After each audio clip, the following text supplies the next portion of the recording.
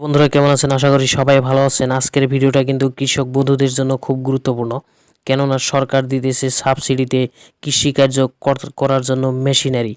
আপনারা চাইলেই কিন্তু আবেদন করে কৃষিকর্মের জন্য সাবসিডিতে মেশিনারিগুলো নিতে পারবেন। তো কিভাবে আবেদন করবেন, কি কি যোগ্যতা লাগবে এবং কোথায় গিয়ে আবেদন করতে পারবেন, সমস্ত প্রশ্নের উত্তর জানতে ভিডিওটা প্রথম থেকে শেষ পর্যন্ত দেখুন। সরকার দিতেছে সাবসিডিতে কৃষির যন্ত্রপাতি। তো এই স্কিমের বিষয়ে আপনাদেরকে আজকে বলবো। ভিডিওটা প্রথম থেকে শেষ পর্যন্ত দেখবেন এবং আমার চ্যানেলে নতুন হলে প্লিজ চ্যানেলে সাবস্ক্রাইব করে আমার সঙ্গে থাকবেন। তো পশ্চিমবঙ্গ সরকারের কৃষি বিভাগ থেকে এই নোটিফিকেশনটা জারি করা হয়েছে। তো সরকারি ভর্তুকিতে কৃষি যন্ত্রপাতি ক্রয়ের সুবর্ণ সুযোগ। তো চলুন এখন আমরা এই স্কিমে কি কি বলা হয়েছে এবং কি কি ডকুমেন্টস লাগবে এবং কবে থেকে কিভাবে আপনারা আবেদন করতে পারবেন সম্পূর্ণ বিস্তারিত জানব। তো এই স্কিমের অধীনে বলা হয়েছে কোনো কৃষক, কৃষি গোষ্ঠী, কৃষি সমবায় বা সংস্থা মাটির কথা ওয়েবসাইটে www.matir-katha.net ওয়েবসাইটে গিয়ে 4 থেকে 18 তারিখের ভিতরে কিন্তু আপনারা অনলাইনে আবেদন করতে পারবেন। তাহলে আবেদনের তারিখ কিন্তু 4 তারিখ থেকে 18 তারিখ। তো এর ভিতরে www.matir-katha.net ওয়েবসাইটে গিয়ে আপনারা অনলাইনে আবেদন করে নেবেন। তারপর বলা হয়েছে স্প্রেয়ার, থ্রেশার প্রভৃতি ছোট যন্ত্রের জন্য OTASFI স্কিমের ভর্তুকিতে মোট দামের 50% বা সর্বোচ্চ 10,000 টাকা আপনারা সাবসিডিতে পাবেন। তো স্প্রেয়ার, থ্রেশার এরকম ছোট যন্ত্রের জন্য যদি আপনারা আবেদন করেন, তো সেই ক্ষেত্রে কিন্তু আপনারা 50% নেয় বা সর্বোচ্চ 10,000 টাকা কিন্তু আপনারা সাবসিডিতে পাবেন। তো তারপর এখানে বলা হয়েছে পাওয়ার টিলার, পাম্প প্রভৃতি শক্তিচালিত যন্ত্রের জন্য FSSM স্কিমের ভর্তুকিতে যন্ত্রভেদে 50-60% বা সর্বোচ্চ 3 লাখ টাকা। তো পাওয়ার টিলার বা পাম্প প্রভৃতি এরকম যন্ত্রপাতির জন্য যদি আবেদন করেন, এই স্কিমের নাম হলো FSSM। তো সেই ক্ষেত্রে আপনারা 50 থেকে 60% কিন্তু সাবসিডি পেতে পারেন, সর্বোচ্চ 3 লাখ টাকা।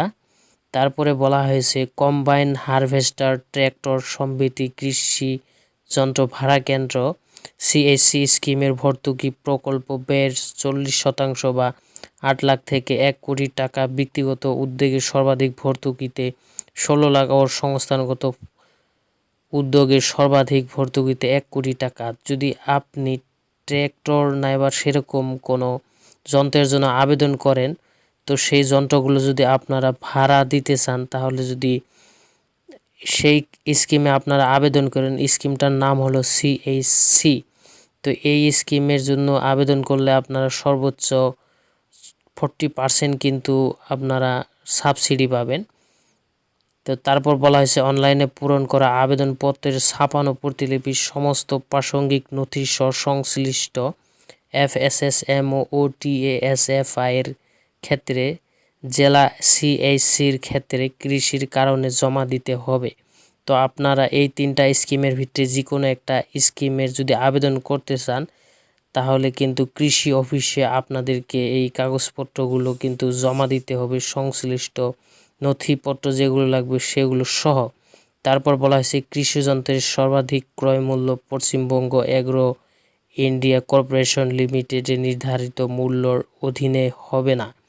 তো এখানে বলা হয়েছে যে পশ্চিমবঙ্গের এগ্রো ইন্ডাস্ট্রি কর্পোরেশন লিমিটেডের নির্ধারণ করা মূল্যের কিন্তু এখানে সরকার কিন্তু সেই মূল্যটা এখানে ধরবে না।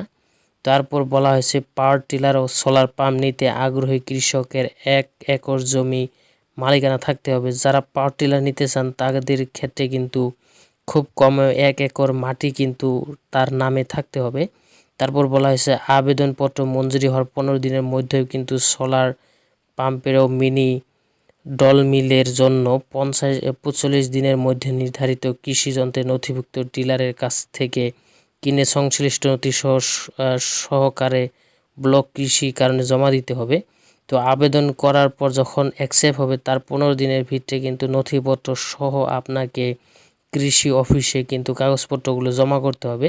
তারপর বলা হয়েছে FSSM ও OTASFI এর ক্ষেত্রে কিন্তু ভর্তুকিতে টাকা উপভোক্তার ব্যাংক অ্যাকাউন্টে এবং সিএইচসির ক্ষেত্রে ব্যাংকের সমসিডি রিভার্স ফান্ড অ্যাকাউন্টে কিন্তু সরাসরি প্রদান করা হবে। তো এই স্কিমের টাকাগুলো আপনাদেরকে কিন্তু সরাসরি ব্যাংক অ্যাকাউন্টে দেওয়া হবে। আপনারা কিন্তু এই স্কিমের টাকাগুলো সরাসরি আপনাদের ব্যাংক অ্যাকাউন্টে পেয়ে যাবেন। তো আরও যদি জানতে চান, এখানে বলা হয়েছে বিশেষ জানতে ব্লকের সহকৃষি অধিকর্তার অফিসে যোগাযোগ করুন। আপনারা ব্লক অফিসে গিয়ে কিন্তু আরও জানতে পারবেন। তো এখন আমরা জেনে নেব যে এখানে এই স্কিমে কিভাবে আবেদন করব এবং কি কি নথিপত্র আমাদের প্রয়োজন হবে। তো এখানে বলা হয়েছে কিভাবে আবেদন করবেন।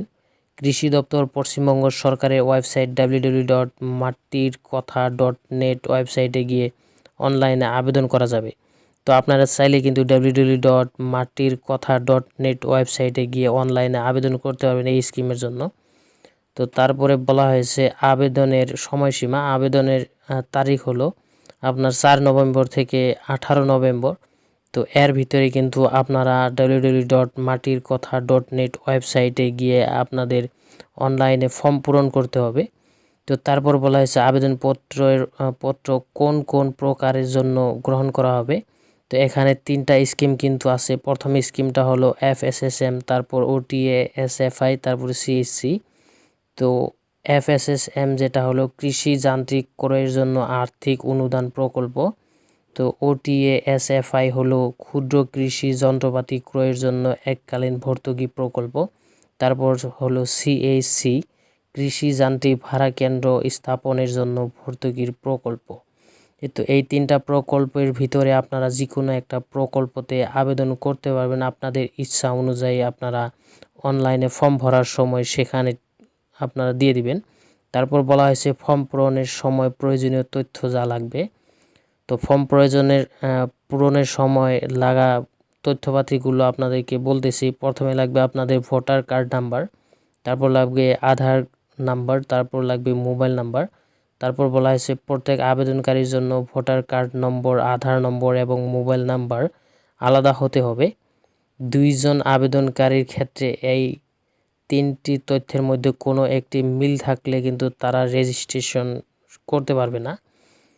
তো তারপর বলা হয়েছে যদি কোনো ব্যক্তি নিজে আবেদনের কারণে এবং তার কৃষক বন্ধু আইডি নম্বর থেকে থাকে তবে দিতে হবে। তো যে আবেদন করবে তার যদি কৃষক বন্ধু প্রকল্পের আইডি থাকে তো সেই ক্ষেত্রে কিন্তু আইডিটা দিতে হবে। তারপরে বলা হয়েছে জমির পরিমাণ, আপনার কতটুকু জমি আছে এখানে দিয়ে দিতে হবে। তারপর বলা হয়েছে সম্পূর্ণ ঠিকানা, আপনার কিন্তু ফুল অ্যাড্রেস এখানে দিয়ে দিতে হবে ফর্ম পূরণের সময়। তারপর বলা হয়েছে সক্রিয় ব্যাংক অ্যাকাউন্ট সম্পূর্ণ তথ্য, আপনার কিন্তু ব্যাংক অ্যাকাউন্ট ডিটেলস সম্পূর্ণভাবে দিতে হবে। তারপর বলা হয়েছে যে যন্ত্রের জন্য আবেদন করবেন কৃষির যান্ত্রিকরণ ওয়েবসাইট থেকে তার ম্যানুফ্যাকচার যন্ত্রের নাম, ডিলারের নাম, মডেল নম্বর আগে থেকে ঠিক করে নিতে হবে আবেদনের পূর্বে।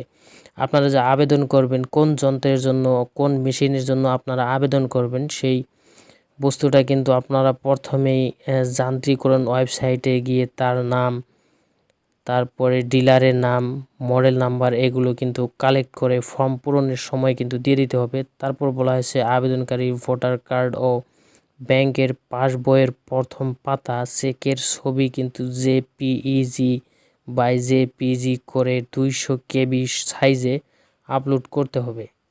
তারপর বলা হয়েছে আবেদনের পর পিডিএফের শেষে কি কি ডকুমেন্টস নিয়ে রাখতে হবে তার পূর্ণাঙ্গ তালিকা কিন্তু দেওয়া থাকবে।